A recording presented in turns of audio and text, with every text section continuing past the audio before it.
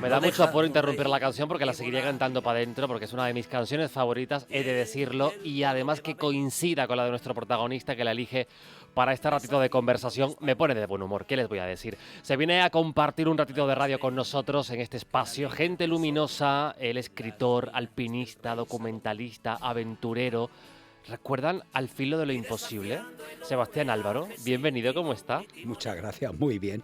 Estoy estupendamente con vosotros y celebrando el Día Internacional de las Montañas. Que es hoy, este Día Internacional de las Montañas. Hoy, además, a las 7 vas a estar en una nueva edición del ciclo Montañas Vivas en el Museo Elder de la Ciencia y la Tecnología, que como saben es un proyecto que lidera el montañista gran canario Javi Cruz y que va a permitir conocer todas esas experiencias. Pero antes, ¿por qué ha elegido esta canción? Por muchas razones. Primero porque es una canción que siempre me ha gustado.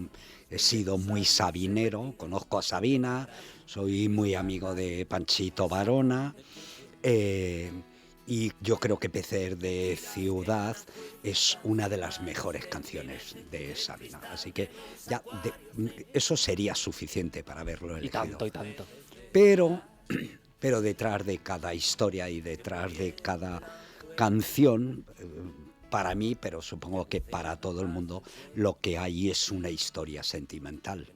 Cuando morimos vamos dejando un rastro de canciones que nos acompañan toda la vida y que seguramente tienen que ver con la vida que has vivido, con las emociones que sentiste, eso que dicen, ¿no? Que cada persona tiene su afán, su emoción y su ventura. El 26 de marzo del año 2003 estábamos rodando el programa más sencillo que teníamos que hacer ese año en Al filo de lo imposible. Hay que decir que nada en Al filo era sencillo y nada era completamente seguro. En Al filo todo era peligroso, todo era incierto.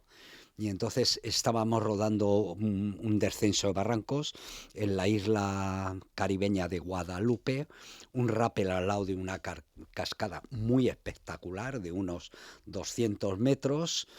Había dos compañeros arriba, habíamos colocado las cámaras para filmar, dijimos acción, y al mismo tiempo que estaba bajando una compañera, cuando estaba a unos 15 metros del suelo, hubo un gran estruendo y la pared se cayó, se resquebrajó la pared y se vino abajo.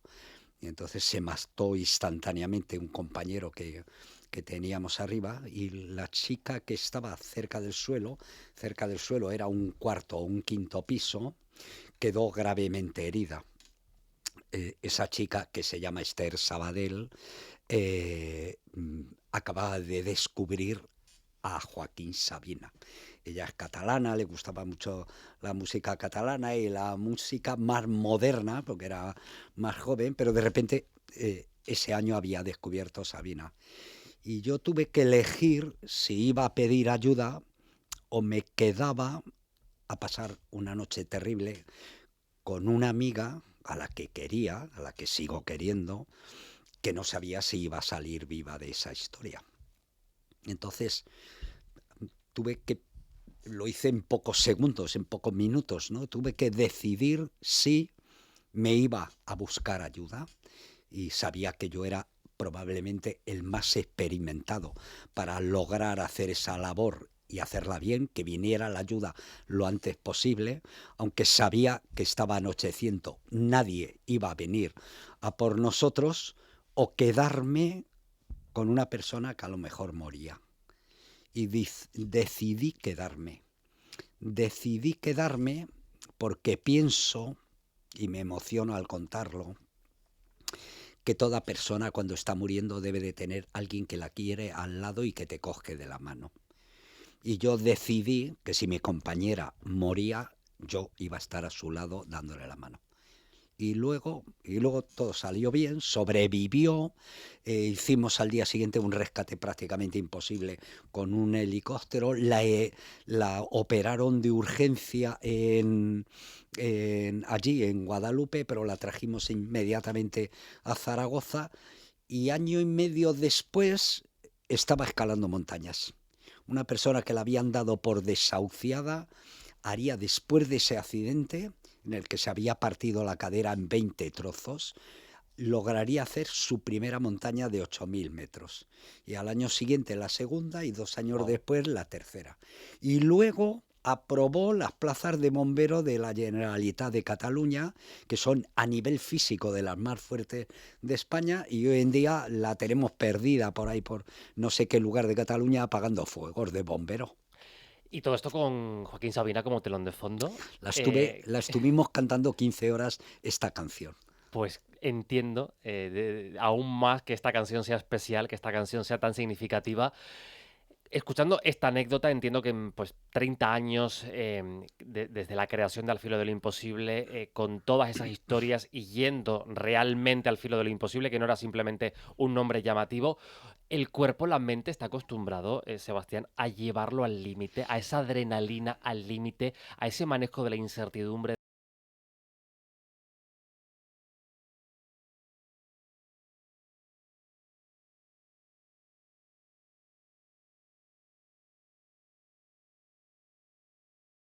Al pie del K2. Eso no es adrenalina, eso significa mucha inteligencia, planificación, organización y luego formar un equipo para intentar hacer cosas que están al filo de lo imposible, ¿no? Y al filo yo creo que fue producto de todos esos años. Yo tuve la inmensa fortuna, viéndolo ahora con el paso del tiempo, yo soy un afortunado. Y soy un afortunado porque pude morir al menos en 7 ocasiones y hoy estamos hablando de música delante de con la playa de Gran Canaria aquí delante, ¿no? Y luego tuve la fortuna de dedicar prácticamente toda mi vida a aquello que más me gusta, que es la montaña y el cine documental. En definitiva, a contar historias, que no es tan lejano a esto que estamos haciendo ahora, ¿no? En absoluto. Yo las contaba en imágenes y aquí lo estamos haciendo de palabra. Así que lo importante es, si quieres ir rápido, es probable que mejor te vaya a ir solo por la vida y vas corriendo a todos los lados. Pero al filo no fue eso. Al filo fue el mejor instante de televisión para el mejor periodo de libertad que tuvimos en España. ¿Qué supuso para la audiencia? Porque esto marcó varias generaciones, ayudó a conocer rincones a los que muchos nunca pudieron ir, pero que se le acercaban con una manera de contarlo que hizo escuela también, en un contexto ahora en el que las redes sociales han convertido todos esos espacios en virales y parece que todo hay que ocuparlo y masificarlo. ¿Qué supuso entonces Al filo de lo imposible para mucha gente? El hombre y la tierra y Al filo de lo imposible fueron los programas de televisión que más ayudaron a cambiar para bien la mentalidad de los españoles. Y de repente un país que venía de una dictadura y que éramos un país pobre. Es que nos avergüenza reconocer de dónde venimos, ¿no? Mis padres vivieron la Guerra Civil Española. Para dar un dato vale seguramente una explicación mucho mejor que 1.000 palabras, ¿no? En 1936 la renta per cápita en España era $300 por cabeza. En 1956 seguía siendo $300 por cabeza. En ese tiempo hubo un montón de gente que se fue de España y hubo hambrunas dentro de España. Cuando muere Franco, la renta per cápita ha aumentado a $3.000 por cabeza. Y cuando abdica el rey Juan Carlos, estábamos en 30.000 euros por cabeza. Creo que ahora andamos en 32.000, 33.000. Quiero decir, éramos un país pobre que de repente, por eso me molesta muchas veces tantas veces los comportamientos de compatriotas que se comportan como nuevos ricos, porque han olvidado que venimos de allí y que deberíamos de ser humildes. Debemos toda esta prosperidad, se la debemos a la generación anterior de nuestros padres, que no tuvieron un domingo de descanso, que trabajaron a lo máximo para dar educación a sus hijos, ¿no? Y de repente un país pobre que disparaba hasta las aves carroñeras, que había un dicho, ave que vuela a la cazuela, acabamos y de repente somos uno de los países mejor y más conservacionistas del mundo, con mayor conciencia ambiental, ecológica, con mayor conciencia feminista. Es decir, hemos transformado el país. Yo ya sé que cada cosa que digo me dirá, sí, pero todavía nos falta. Pero No se el puede cap perder la perspectiva, de lo que se logra. no, ni que te montas en un tren en Madrid y en 2 horas y cuarto estás en Barcelona. No, no podemos olvidar eso, ¿no? Y que tenemos, somos líderes en un montón de cosas, como por ejemplo, somos líderes en trasplantes en el mundo.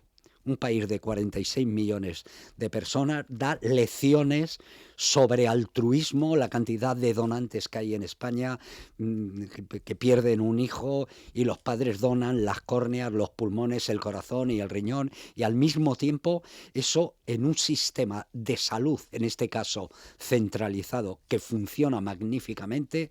2 córneas están en Coruña, los pulmones o un riñón está en Barcelona, y en Canarias están trasplantando el corazón de un chaval joven que ha muerto en un accidente de tráfico. Esta visión la da el viajar tanto, conocer tanto, estar tanto tiempo al límite. Esta visión incluso de solidaridad, de ver más allá y de ver incluso lo que somos capaces de hacer bien en este país. Ayuda mucho viajar, y viajar sin anteojeras. Pero luego ayuda también leer. Yo leo mucho, además de escritor, que tengo 35 libros, ¿no? Pero sobre todo lo que te da capacidad es la capacidad que tenemos de reflexión, ¿no? De mirarnos. A mí me viene muy bien porque me paso meses de mi vida en Pakistán, en China, en la India, en Nepal, en países muy diferentes a los nuestros, que muchas veces te replanteas las cosas, ¿no? Estás hablando con una persona que es pobre como las ratas en Pakistán y te está dando una lección de algo, de esfuerzo, de trabajo, de sabiduría, ¿no? De cómo gente a los 40 años que sabe que va a morir en los próximos 10 años, ya tiene una experiencia de la vida global y son probablemente más felices que nosotros. Decía antes, 7 veces al menos a punto de morir. ¿Cuál de ellas usted pensó que no lo contaba? En casi todas ellas. ¿Dónde era? Por ubicarnos en Pues alguna. mira, ¿Qué en el circunstancia? año 81, yendo a un ataque a la cumbre de un monte de 8.068 metros, me caí 40 metros dentro de una grieta. Estábamos caminando por un plató, pasó mi compañero, de repente pasé yo, el suelo se hundió a mis pies y me vi volando 40 metros y me quedé colgado de una cuerda en una bóveda de hielo, como si hubiera entrado en una cúpula del Vaticano por el centro de la cúpula y estuviera colgado de la cuerda. Y yo ahí hubiera debido morir. Pero la gente que venía conmigo, mis compañeros, se aprestaron, se jugaron la vida ellos en medio de una tormenta 2 horas para poder sacarme de allí, ¿Qué se piensa en ese momento? en luchar por salir vivo. Y algunas veces, algunas ráfagas, pensar, joder, qué putada le estoy haciendo a mi mujer porque no voy a volver a casa. Todas las veces que he estado a punto de morir, he sido consciente de que iba a morir. Esas cosas que a veces se dicen de fue tan rápido que no se dio cuenta, te das cuenta siempre, o por lo menos mi experiencia es esa. Y la otra conclusión es, nunca estuve preocupado por mí, ¿No? nunca. Estaba preocupado por la gente que me quiera, por mi mujer, por mi hijo, por mis padres, por mi familia, por mis amigos, por mis amores en general que he cultivado, y soy afortunado porque me quiere mucha gente y yo he querido a mucha gente. ¿Alguna vez le dijeron, no vayas más, no lo Sí, hagas? muchas veces, muchas veces mi padre con 90 y tantos años, padre murió con 99 años, ¿no? Nos reuníamos, hacemos mucha vida familiar. Mi padre ya murió hace 10 años. Y mi padre no se atrevía, porque sabía que yo tengo mucho carácter. Pero con 90 y tantos años, Mi padre le decía a mi mujer, eh, oye Carmen, ¿por qué no le dices a Sebas que ya deje de hacer eso? Pero no voy a dejar de hacer eso, porque las montañas son mi vida.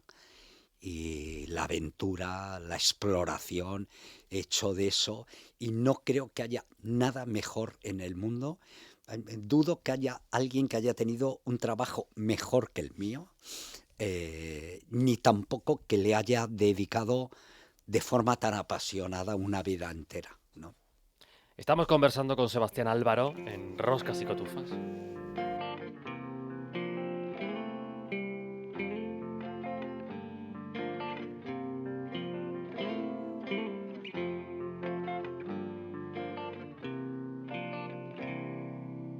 Se le nota la voz, por dentro es de colores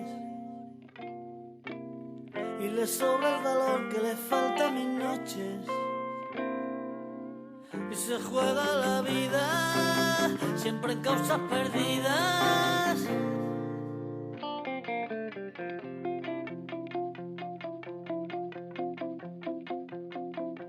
Ojalá que me la encuentre ya entre tantas flores.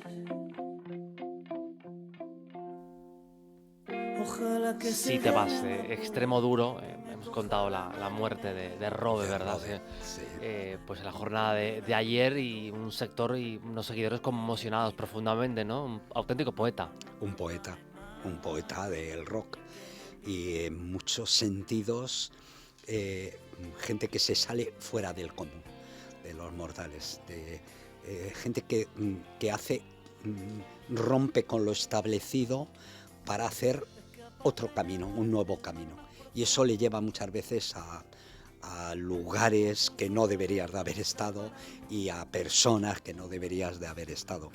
Pero al final, cuando muere un tipo como Robe, lo que cuenta es lo que ha dejado. Y seguiremos, Robe murió, pero seguiremos oyendo esta canción, una de las más bonitas que tiene durante mucho tiempo. Probablemente lo más parecido a la inmortalidad que logremos es que haya gente que te recuerde y que te recuerde con cariño por una canción como esta. ¿Quién no ha cantado al oído de su chica o de su chico? Si te vas, me quedo en esta calle sin salida, ¿no? Si te vas, me quedo en esta calle sin salida. Sin salida. A menudo hacemos un paralelismo entre subir una montaña o vivir, ¿no? La propia vida, que es una escalada. Cada uno con sus tiempos, con sus ritmos. A veces uno tiene más fuerza, otras menos. ¿Cuál es el secreto para escalar una montaña? Básicamente, de otra forma, ¿cuál es el secreto para vivir? Oh, es una buena pregunta, compañero, que merecería la pena que se lo hiciera a la gente. La montaña es la mejor escuela de vida. Y he oído muchas veces que en realidad la montaña es una metáfora de la vida, ¿no? En el que tú tienes que poner lo tuyo. Lo primero que tienes que poner es la inteligencia. Toda la gente que nos oye debería de saberlo. Siempre que sales de casa y sales a la montaña, lo que estás haciendo es gestionar tu riesgo. Si no eres capaz de hacerlo, lo mejor es que te quedes en casa. Así que en la primera demostración de ser un verdadero montañero, un verdadero alpinista, es que utilizas la inteligencia para saber gestionar los riesgos de los peligros en los que te metes, que es la primera cosa. Pero luego es una historia que tiene que ver con el esfuerzo personal y de alguna forma con un peregrinaje interior. El montañero ve el paisaje. Acabamos de subir al pico más alto de la isla y ¿qué ves desde allí? Un paisaje maravilloso. Hoy que el día estaba claro, estábamos viendo Roque Nublo y de fondo el Teide, que lo había subido 2 días antes, ¿no? Así que hace 2 días estaba mirando la isla de Gran Canaria desde la cumbre del Teide, viendo amanecer, y hoy estaba viendo A la inversa. a contraparte. ¿Y qué más va ligado con eso?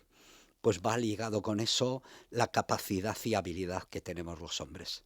Y la montaña tiene que ver con un recorrido interior y con una curiosidad y la imaginación que son las mejores demostraciones de la inteligencia. Queremos saber el mundo en el que habitamos. Queremos conocer Gran Canaria. Queremos conocer cómo se forjó del fuego y del fondo del mar. Queremos conocer. Y luego al mismo tiempo quieres conocer tus límites.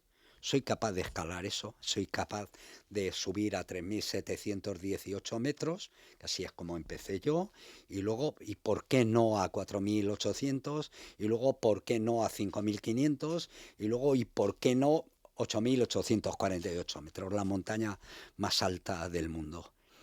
Eso al mismo tiempo tiene que ver con una mirada interior.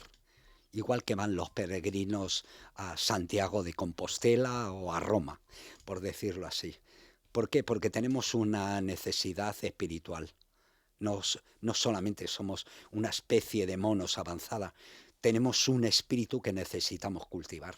Y en ese espíritu está en el mismo plano las montañas, que son, digamos, los últimos lugares del mundo bondadosos y compasivos y que no ha sido destruido por los humanos.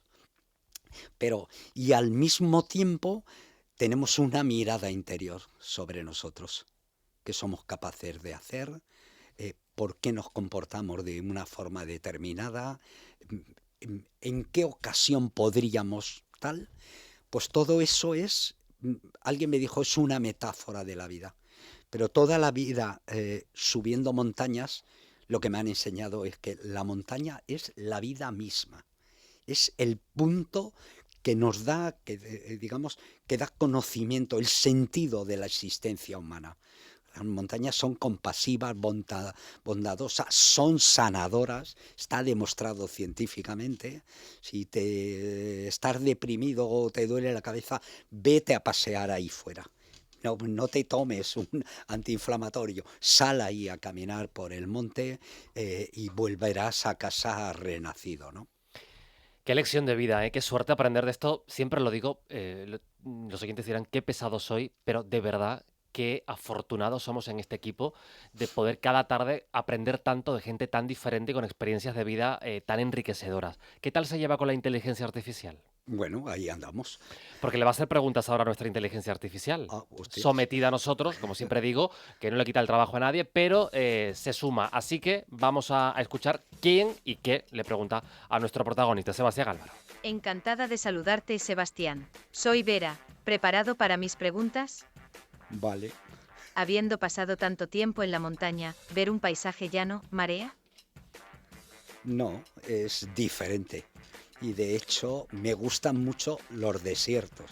Yo creo que no hay mucha gente en el mundo que haya atravesado dos de los grandes desiertos de la Tierra a pie, caminando. El desierto de Taklamakan, que fueron 600 kilómetros, aproximadamente 30 días caminando, y luego el Gran Mar de Arena, que fueron como 35 o 40 días, 800 kilómetros caminando con camellos al lado.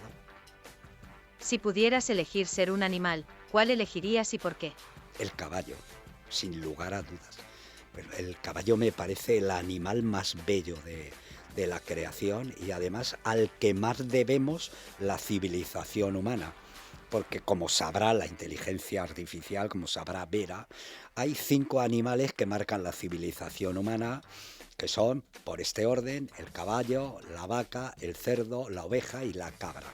Son todos mamíferos que pesan más de 25 kilos, pero la clave de la civilización la dio el caballo. El que tenía el caballo era capaz de recorrer mayor distancia. Pero si además al caballo le atabas una cuerda y una piedra, podías mover más pesos. Y luego, por último, el caballo fue vital para los guerreros. De hecho, hasta la Segunda Guerra Mundial, las grandes guerras se fueron determinadas por cargas a caballo. Desde Gaugamela con Alejandro Magno a la última batalla de Cortés en Tenochtitlán, ¿no? Es decir, aquel que tenía un caballo tenía una espada y sabía manejarlo, se hizo jefe, digamos, conquistador del mundo. ¿Cuántas veces te han dicho aquello de ¿qué se te ha perdido en la montaña? mi madre cada vez que volvía de una de ellas. ¿Hay algún objeto pequeño, curioso o sentimental que siempre te acompañe en las expediciones? No exactamente, pero tengo algunos pequeños vicios, ¿no?, que me acompañan. Y uno de ellos es cuando cierro la puerta de mi casa, siempre tengo un momento de reflexión para saber si a lo mejor es la última vez que salgo de casa y no vuelvo. Así que lo aprovecho para abrazar a mi mujer, a mi hijo, a mis nietos de una forma muy especial. Pues, ¿qué te ha parecido, Vera, nuestra inteligencia artificial? Muy inteligente. ¿Has visto? Nos vamos a quedar con una canción más de Antonio Vega, Agárrate a mí, María. ¿Esta canción qué significa? Muchas cosas. En realidad debería decir que no responde a mi realidad, ¿no? La hizo Enrique Urquijo, pero el personaje que me gusta, que de alguna forma tiene paralelismo con Robe, es Antonio Vega, ¿no? Un tipo que seguramente llevó una vida desgraciada, ¿no? Y es una canción hecha por Enrique Urquijo que cantan los dos y que al parecer está dedicada a su hija. Pero la canción insinúa muchas más cosas, que puede ser un amor o que puede ser un consumo de drogas excesivo. Nada de eso me afecta a mí. Nunca he tomado drogas, no he llegado a fumar, con lo que tengo en la cabeza me vale suficiente para ser uno de los mayores soñadores. Pero muchas veces he echado de menos esta canción o me he oído cantándola dentro de un saco de dormir en la Antártida a 45 grados bajo cero o en el hielo patagónico sur rodeado por una tormenta de la que no sabes si vas a salir vivo. Y cuánto de menos echas en esos momentos, y con esto enlazamos con Peces de Ciudad, el no tener a una mujer que te da la mano y a la que dices, agárrate a mí, María, porque es mi última noche y es una noche muy fría. Sebastián Álvaro, qué conversación tan bonita nos has regalado a los oyentes de Roscas y Cotufas, hoy a las 7 de la tarde en el Museo Elder, en Las Palmas de Gran Canaria, dentro del ciclo Montañas Vivas. Gracias por venir a compartir este viaje de la vida en Roscas y Cotufas. Muchas gracias, que la gente no se lo pierda dentro de un rato, pero claro, a las 7 de la tarde. Nada, estamos queda ahí, nada, 2 horas, poco más de 2 horas. 2 horitas que nos lo vamos a pasar bien y vamos a hablar de montañas, claro. Un abrazo grande y felices de las montañas. Muchas gracias a ti. Y no